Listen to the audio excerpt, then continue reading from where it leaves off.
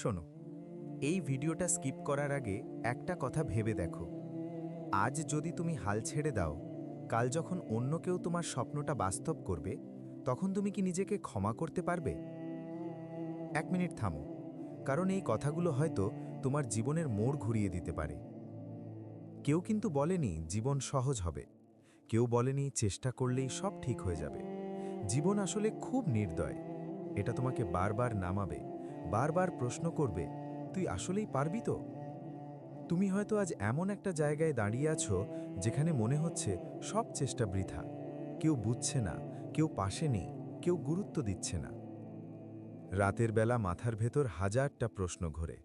ভবিষ্যৎ নিয়ে ভয়, বর্তমান নিয়ে চাপ, আর অতীত নিয়ে আফসোস।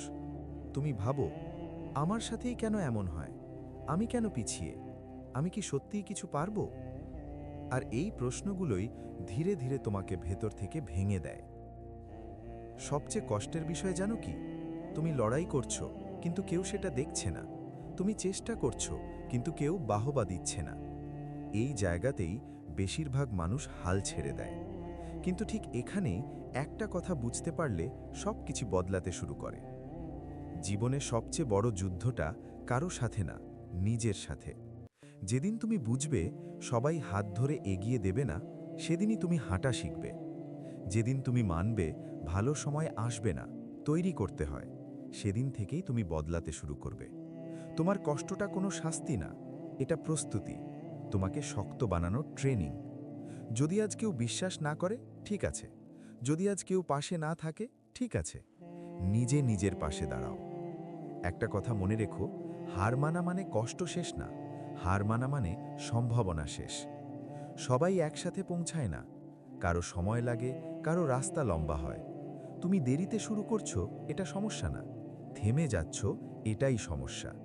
লোকজন কথা বলবেই, আজ হাসবে, কাল প্রশ্ন করবে, পরশু ঈর্ষা করবে, কিন্তু তারা তোমার বিল দেবে না, তোমার ভবিষ্যৎ বানাবে না। তাই সিদ্ধান্তটা তোমাকেই নিতে হবে। আজ তোমার শুধু একটাই কাজ, থামবে না। ধীরে চললে চলো, ভয় পেলে ভয় পাও, কিন্তু হাল ছেড়ো না। কারণ যে মানুষটা সবচেয়ে বেশি কষ্ট সহ্য করে, একদিন সেই মানুষটাই সবচেয়ে শান্তিতে থাকে। আজ হয়তো তুমি ক্লান্ত, কিন্তু শেষ হয়ে যাওনি।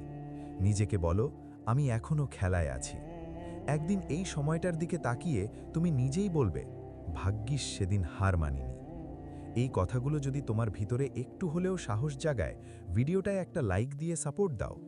এই ভিডিওটা সেই মানুষটার কাছে পাঠাও যে নীরবে লড়াই করছে। আর কমেন্টে শুধু একটা কথাই লিখে যাও, আমি এখনো চেষ্টা করছি।